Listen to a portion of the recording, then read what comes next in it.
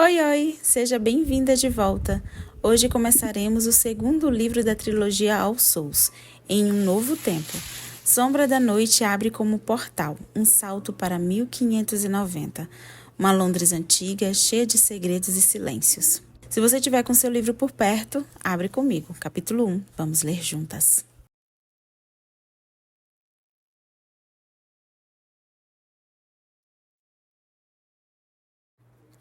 Sombra da Noite, Deborah Harkness, tradução de Márcia Frazão. Parte 1. Woodstock, a velha cabana. Capítulo 1. Quando chegamos, mais parecíamos uma trouxa indigna de uma bruxa e um vampiro. Os longos membros de Matthew se curvaram desengonçados debaixo de mim.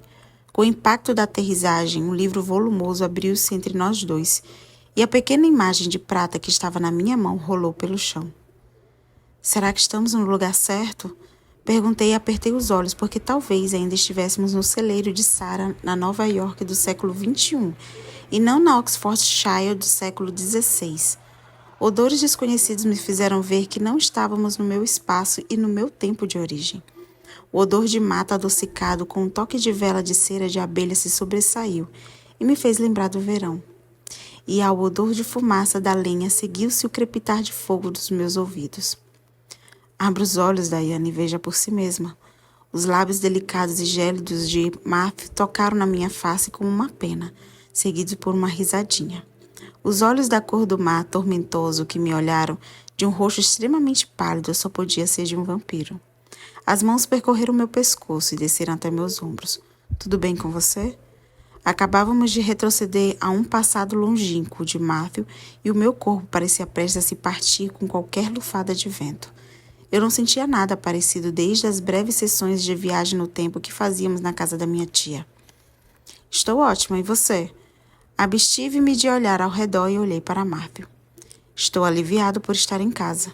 Ele tombou a cabeça no assoalho de madeira com um suave baque, fazendo dispersar o aroma de verão dos juncos e das lavandas espalhadas por todos os lados. Mesmo em 1590, a velha cabana ainda lhe era familiar. Já com os olhos adaptados à penumbra, pude observar uma boa cama, uma pequena mesa, bancos estreitos e uma única poltrona. Um corredor de outro lado dos pilares entalhados que sustentavam o dossel da cama ligava um aposento a outro, e a luz se derramava nas cobertas e no piso com um retângulo de ouro mal traçado. Os painéis de madeira nas paredes do quarto aparentemente talhados sobre tecidos fizeram-me lembrar que já os tinha visto nas minhas poucas visitas à casa de Matthew, no meu tempo presente. Inclinei a cabeça para trás e notei o reboco maciço do teto. Era encaixotado com quadrados com espalhafatosa rosa Tudor incrustada em cada recesso. As rosas eram obrigatórias na época em que a casa foi construída, comentou Matthew em um tom seco. Não as suporto. Pintaremos de branco na primeira oportunidade. Uma súbita lufada de ar tiçou as chamas douradas e azuladas de um castiçal, iluminando o canto de uma tapeçaria ricamente colorida e os retalhos escuros de uma coxa esmaecida com uma estamparia de folhas e frutas, um esplendor nunca igualado por nenhum tecido moderno. Sorri subitamente empolgada. Eu realmente consegui! Não errei o alvo. Não paramos em outro lugar como Monticello. Você não errou, não, disse ele sorrindo. Foi magnífica. Bem-vinda à Inglaterra de Elizabeth. Pela primeira vez na vida, entrei em êxtase pelo fato de ser uma bruxa. Como historiador, estudava o passado, mas como bruxa, visitava-o em carne e osso. Não tínhamos viajado até o ano de 1590 para que eu pudesse estudar a arte perdida da magia, mas naquele lugar havia muito mais coisas para serem aprendidas. Curvei a cabeça para celebrar com um beijo, mas a porta se abriu com um rangido e me deixou petrificada. Matthew pôs o dedo nos meus lábios para me calar. Girou ligeiramente a cabeça e abriu as narinas. Só descontraiu quando reconheceu quem estava no aposento ao lado. O ponto de onde ecoava um tênue farfalhar. Ergueu o livro e me fez levantar com um único movimento. Conduziu-me pela mão até a porta. Um homem estava à frente de uma mesa coberta de correspondências no aposento ao lado. Era um tipo robusto de cabelos castanhos despenteados, com uma aparência impecável e luxuosas roupas de fino corte. Murmurava alguma coisa estranha, pontuada por palavras em tom baixo e quase inaudível. O choque cobriu o rosto de Matthew e logo abriu os lábios com um sorriso afetuoso. Onde é que você está, meu doce Matt? O homem ergueu uma página contra a luz. Um segundo depois, os olhos de Matthew se apertaram e a indulgência cedeu lugar ao desprazer. Procurando alguma coisa, Kit? Ao ouvir essas palavras, o jovem deixou o papel cair sobre a mesa e rodopiou com o rosto iluminado de alegria. Eu já tinha visto aquele rosto em um exemplar de O Judeu de Malta, de Christopher Marlowe. Matt! Pierre me disse que você estava em Chester e não podia voltar para casa, mas eu sabia que não deixaria nossa reunião anual de lado.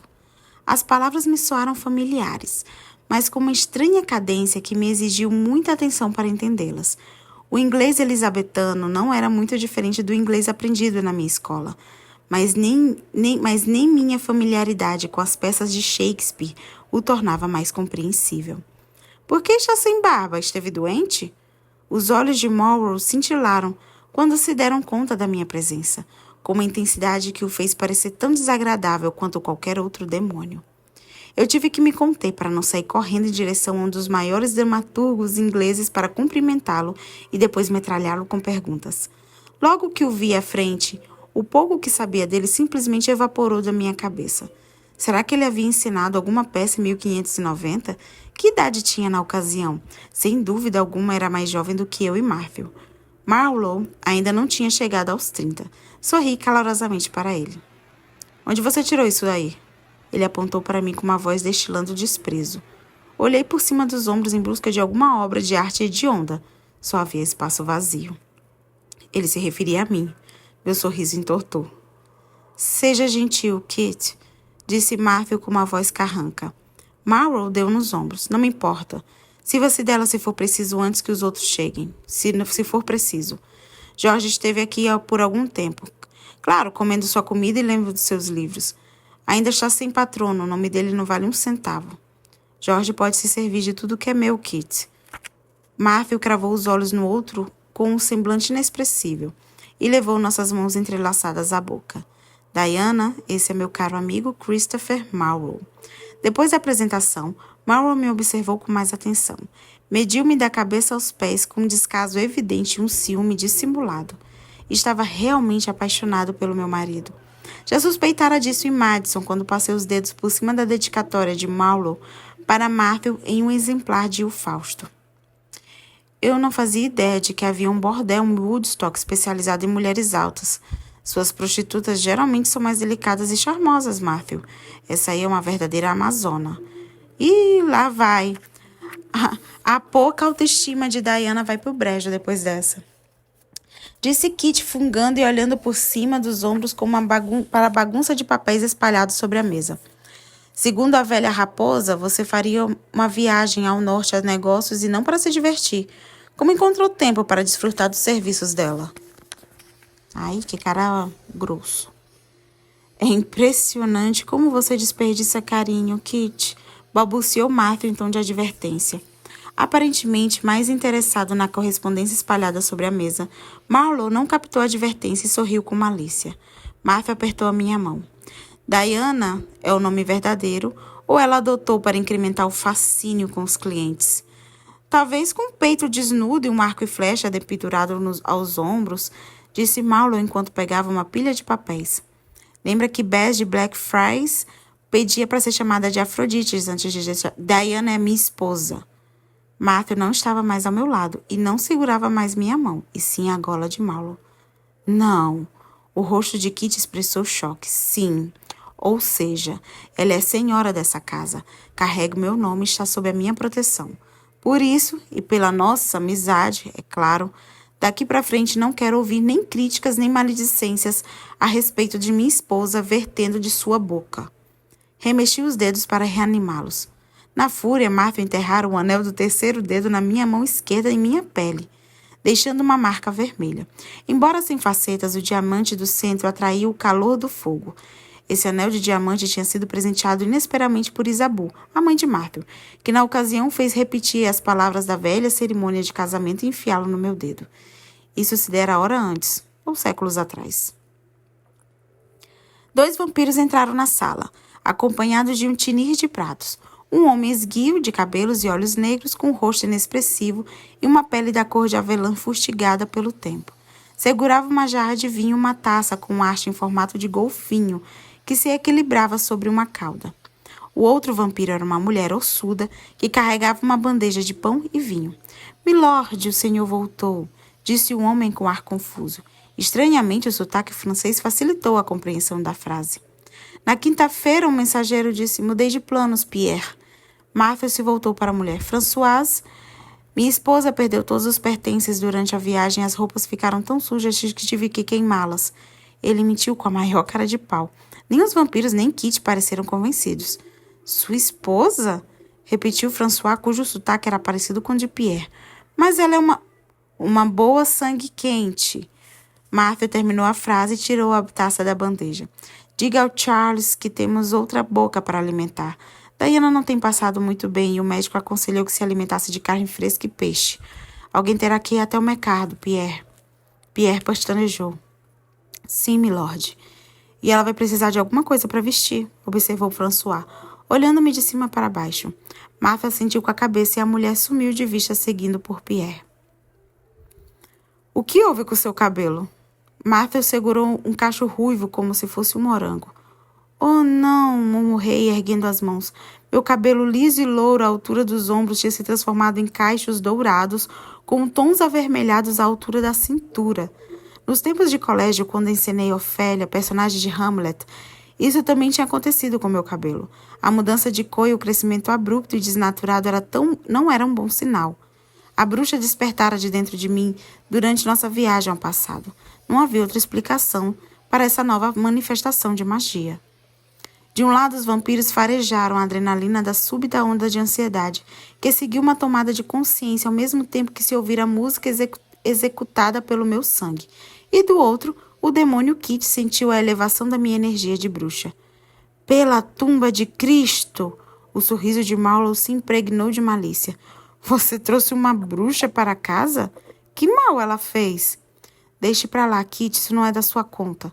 A voz de Martha assumiu um tom de voz de comando e em seguida ele acariciou meu cabelo com os dedos. Moncor, não se preocupe, garanto que isso é apenas uma simples fadiga. Meu sexto sentido ardeu de desacordo. Essa última transformação não podia ser explicada como uma simples fadiga. Como eu era bruxa de descendência, ainda não fazia uma ideia exata da extensão dos poderes que herdara. Nem tia Sarah, nem sua companheira Emily Marter, também bruxas, tinham sido capazes de explicar que poderes eu tinha e como podia controlá-los. Os testes científicos realizados por Matthew haviam detectado marcadores genéticos de potencial mágico no meu sangue, mas sem especificar se essas possibilidades poderiam se realizar e em que circunstâncias. Antes que pudesse levar a preocupação adiante, François retornou com a boca cheia de alfinetes e mais algumas coisas que pareciam uma agulha de costura. Surgiu atrás dela uma pilha andante de veludo, lã e linho. As pernas morenas e compridas debaixo da pilha indicaram que Pierre estava enterrado em algum lugar lá dentro. Para que serve isso? Perguntei, apontando para os alfinetes com ar desconfiado. Para madame caber nisso, é claro. François tirou da pilha de tecidos de corte marrom que lembrava um saco de farinha.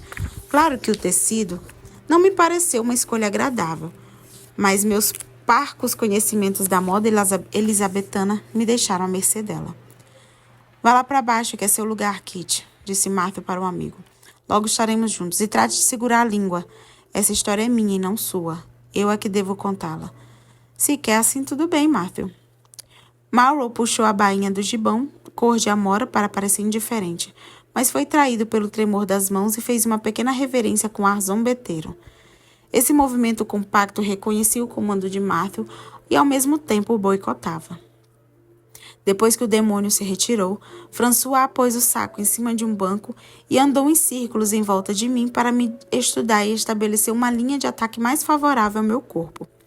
Suspirou exasperado e começou a me vestir. Martha olhou para a pilha de papéis espalhados em cima da mesa e saiu naquela direção.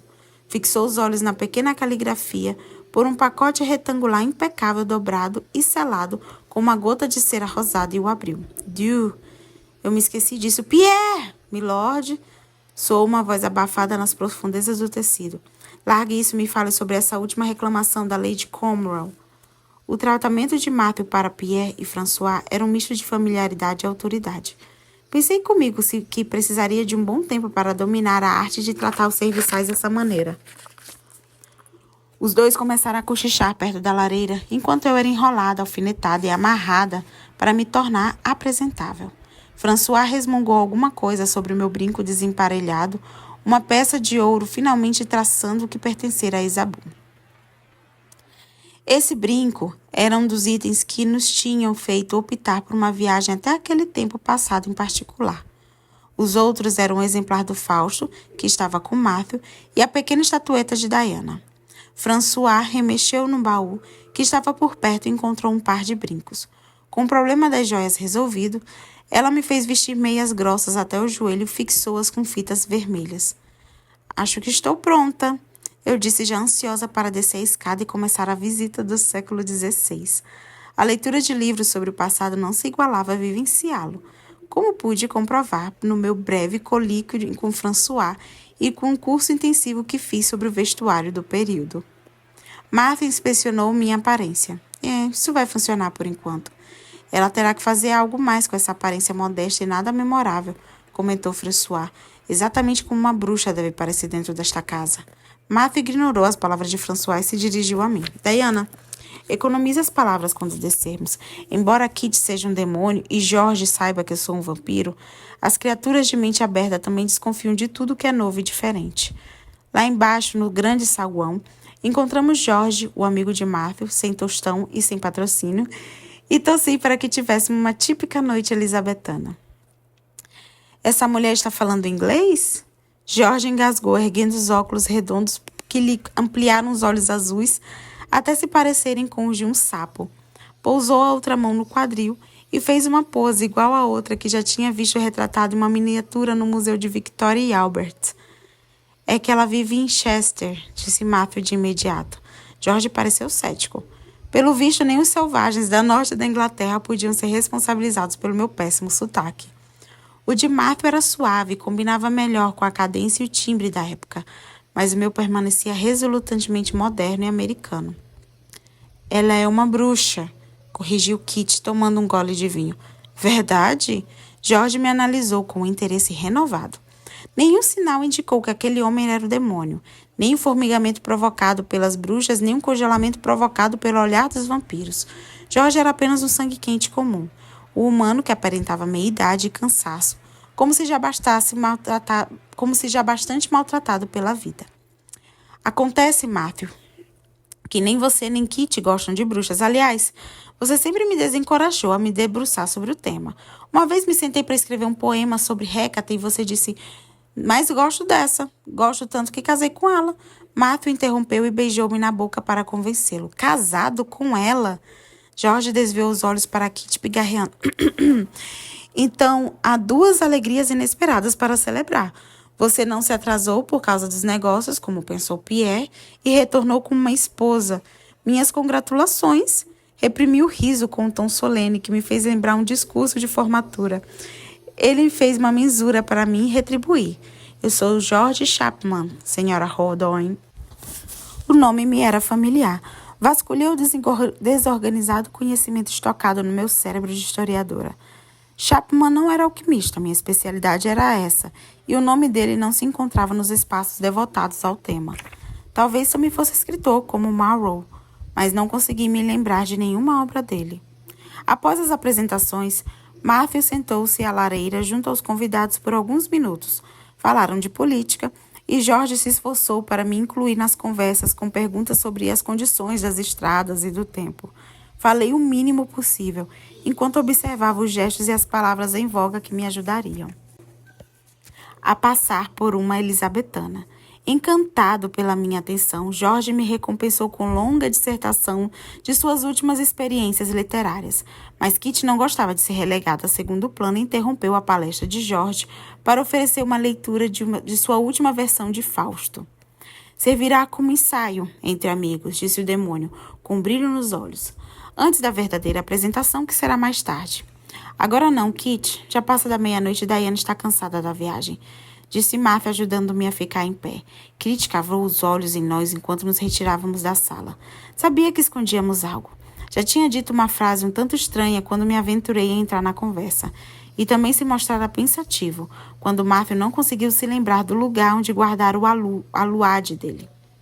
Matthew me alertara antes da nossa partida de Madison que Marrow era muito mais perceptivo que os outros demônios. Isso me fez perguntar quando descobriria o que escondíamos dele. A resposta a essa pergunta veio depois de algumas horas. Na manhã seguinte, aproveitei o aconchego da cama, quentinha, para conversar com Matthew, enquanto a casa estava um rebuliço. A princípio, ele se mostrou disposto a responder minhas indagações sobre Kit, filho de um sapateiro, e sobre Jorge, que para minha surpresa não era mais velho que Marrow. Mas quando passei para assuntos práticos, como a administração da casa e comportamento feminino, ele rapidamente se entediou. "E quanto às minhas roupas?" Perguntei para fazê-lo se concentrar nos problemas imediatos. "Não acho que mulheres casadas durmam assim", disse ele, avançando e desamarrando a gola plissada da camisola de linho. Já estava prestes a plantar o beijo debaixo da minha orelha para me persuadir do seu ponto de vista, quando alguém abriu as cortinas da cama. A luminosidade do sol da manhã me fez fechar os olhos. "E então?" disse Marrow. "Gente, que intrometido, que atrevido!"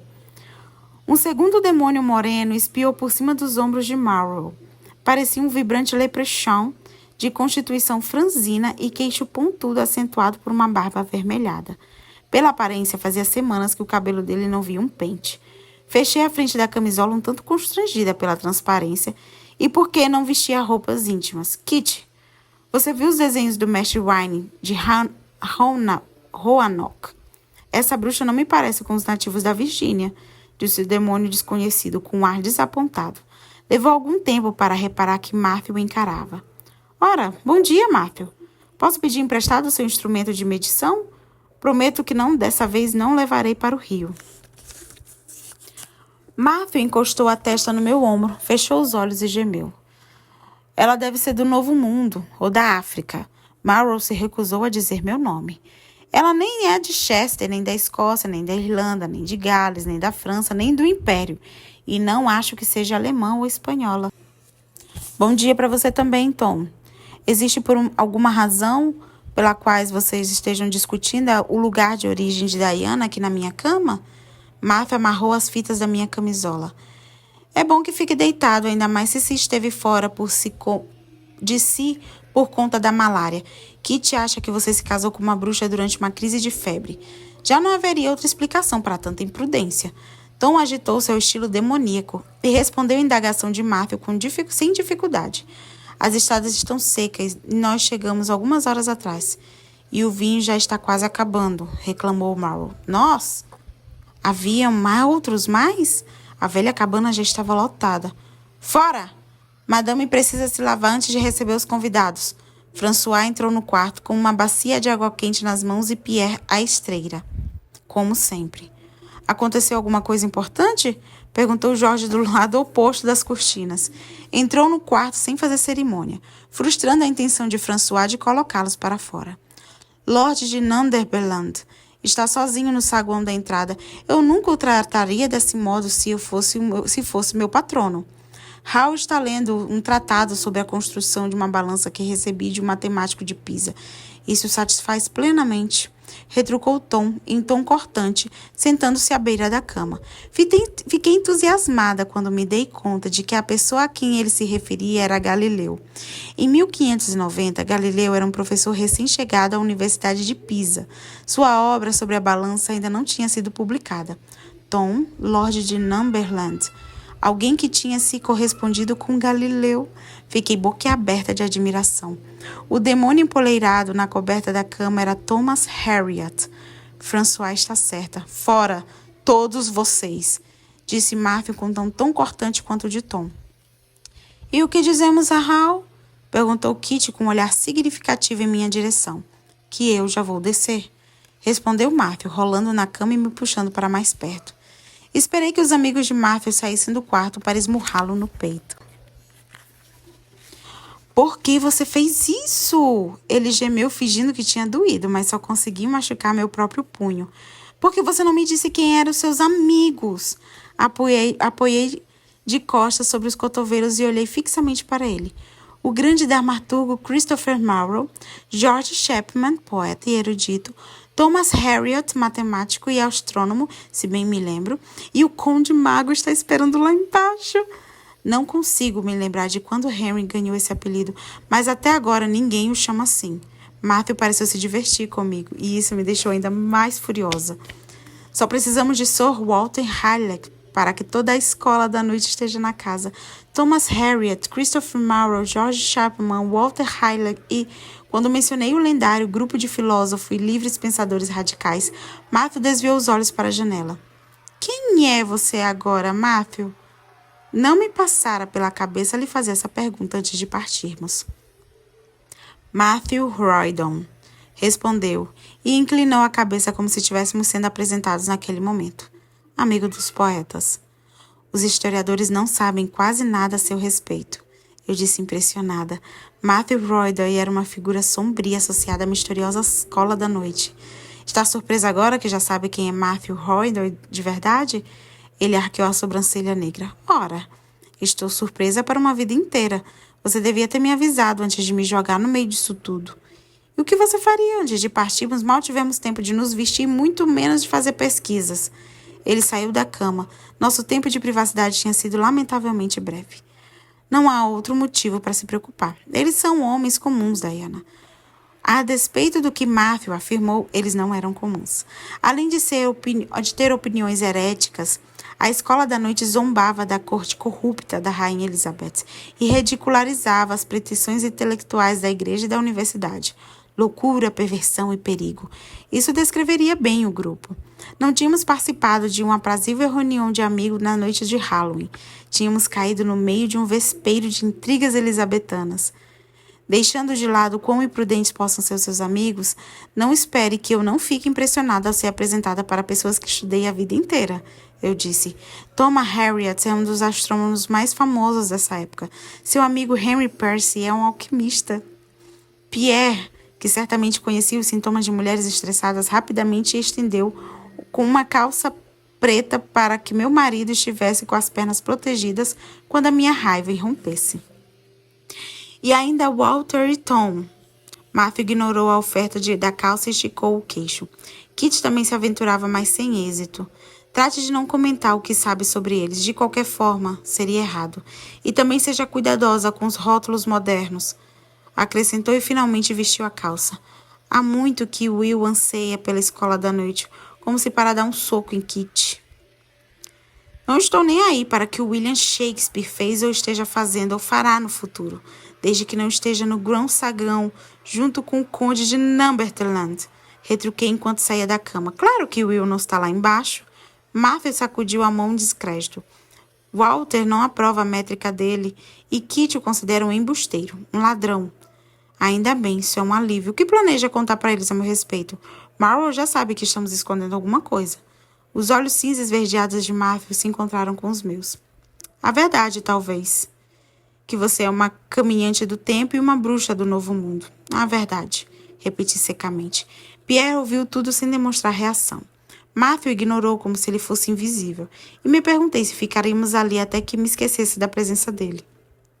E por que não?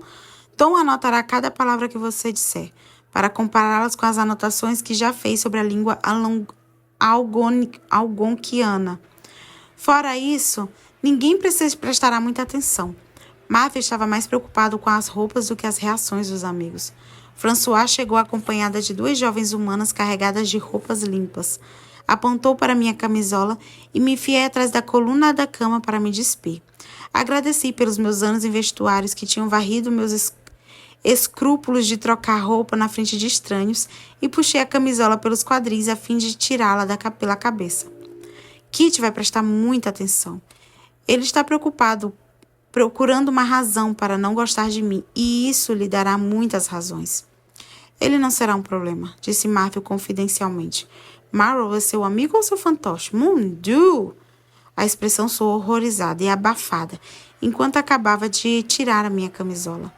Fiquei petrificada. François estava vendo a cicatriz em forma de lua crescente que se estendia de ponta a ponta das minhas costas e se juntava com uma cicatriz em forma de estrela entre os meus ombros. Vestirei a madame, disse ela com frieza para as aias. Deixe as roupas aí e retornem para seus afazeres. As aias se retiraram com uma reverência apressada e olhares curiosos, mas não tinham visto as marcas. Logo que se retiraram, nós três começamos a falar ao mesmo tempo. François fez uma pergunta aflita. Quem fez isso? Que colidiu com a resposta de Matthew. Ninguém deve saber disso. E a minha justificativa defensiva. É só uma cicatriz. Alguém marcou você com o distintivo da família Clermont, frisou François, balançando a cabeça em negativa. Aquele que é usado por Milord. Nós rompemos o acordo. Lutei para afastar o mal-estar que revirava meu estômago toda vez que me lembrava da noite em que tinha sido marcada como traidora por outra bruxa. Isso foi uma punição da congregação. É por isso então que vocês estão aqui, François bufou. Esse acordo foi uma ideia maluca desde o início. Philippe de Clermont não deveria ter levado essa ideia adiante. Mas foi o que nos manteve a salvo dos humanos. Eu não tinha grandes amores, nem pelo acordo, nem pelos 9 membros da congregação, que o faziam valer, mas era inegável que durante muito tempo manteve as criaturas sobrenaturais longe dos olhos de humanos. Antigas promessas estabelecidas entre demônios e vampiros e bruxas proibiam-nos de nos intrometer nas questões políticas e religiosas dos humanos e também de fazer alianças pessoais entre as 3 diferentes espécies. As bruxas deviam se manter unidas apenas entre si, e vampiros e demônios também deviam agir assim. Casos amorosos entre espécies diferentes eram terminantemente proibidos. A salvo? Não pense que a senhora está a salvo aqui, madame. Nenhum de nós está. Os ingleses são supersticiosos e propensos a ver fantasma em cada cemitério de igreja e bruxas ao redor de caldeirões. A congregação é tudo o que existe entre nós e a nossa destruição. Vocês foram sensatos a procurar refúgio aqui. Vamos, a senhora precisa se vestir e se juntar aos outros. François me ajudou a me livrar da camisola e estendeu uma toalha molhada e um prato com uma gosma dentro que cheirava a alecrim e laranja. Achei estranho ser tratada como uma criança, mas sabia que as pessoas das estirpes de Matthew eram banhadas, vestidas e alimentadas como bonecas.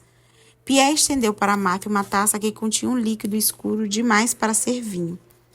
Além de ser bruxa, ela não é uma fileuse de temps? Perguntou François para Matthew, com toda a tranquilidade. Essa expressão desconhecida, fiandeira do tempo, conjurava as imagens dos inúmeros e diferentes fios coloridos que tínhamos seguido para alcançar aquele passado em particular. Isso mesmo. Matthew balançou a cabeça e sorveu o conteúdo da taça olhando para mim.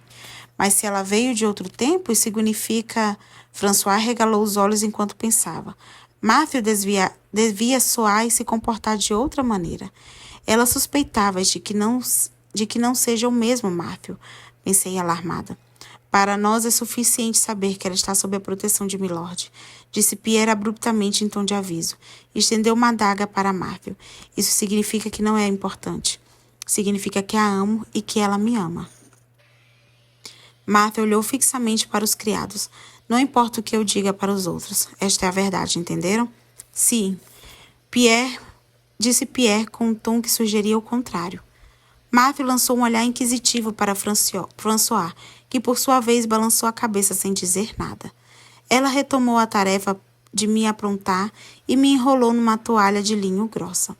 Claro que havia reparado nas cicatrizes deixadas no meu corpo após aquele dia interminável com Satu, além de muitas outras marcas.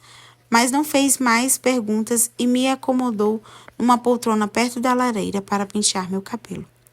E esse insulto aconteceu depois que o senhor declarou seu amor pela bruxa, milord? Perguntou François. Sim.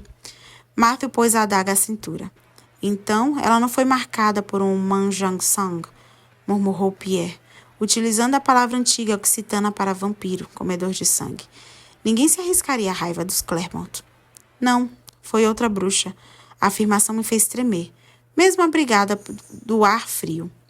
Mas 2 Manjang Sang permitiram que isso acontecesse, disse Martha em tom soturno, e eles vão pagar por isso. O que está feito, está feito. Eu não tinha a menor vontade de iniciar uma racha entre os vampiros. Já tinha desafios demais pela frente. Se Milord aceitou-a como esposa depois que a bruxa pegou-a, o caso ainda não está encerrado. François trançou meu cabelo com mãos ágeis. Mesmo tendo o nome Roydon nesse país, onde não se fala em lealdade, não esqueceremos que a senhora é um Clermont. A mãe de Matthew já tinha me avisado que os Clermont formavam um verdadeiro clã. Se no século XXI as obrigações e restrições advindas da associação de criaturas tinham me irritado, em 1590 minha magia era imprevisível e meu conhecimento de feitiçaria era incipiente, sem falar dos meus primeiros ancestrais, que ainda não tinham nascido. Ou seja, já não podia confiar em nada senão em mim mesma e em Matthew.